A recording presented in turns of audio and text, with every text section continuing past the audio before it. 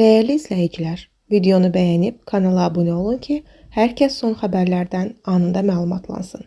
Şəkidə yaşayış evində baş verən partlayışda bir neçə nəfər xəsarət alıb. Xəbər verilir ki, hadisə dünən günorta saatlarında şəhər arasında fərdi yaşayış evlərindən birində qeydə alınıb. İlkin məlumata görə partlayış qaz sızmasından baş verib. Partlayış zamanı xəsarət alanların olduğu bildirilir. Yaralılar Şəki rayon mərkəzi xəstəxanasına yerləşdiriliblər. Allah şəfa versin. Müğənni Aynur Dadaşovanın evində toy olacaq. Xəbər verilir ki, sənətçi bu haqda İncə Səhər proqramında danışıb. O bildirib ki, bacısı qızının xeyir işinə hazırlaşırlar. Bacımın bir övladı var, ona analıq edirəm. Allah hamını balasını xoşbəxt etsin. Biz qudamızla bacıyıq. Ən böyük xoşbəxtliyin balalarını xoşbəxt görməkdir. Anama deyirəm ki, gün o gün olsun nəticələrin üçün elçi gəlsinlər. Qeyd edək ki, Aynur Dadaşovanın bacısı bir neçə il əvvəl uzun sürən xəstəlikdən sonra vəfat edib. İfaçının özünün isə bir qız, bir oğul övladı var.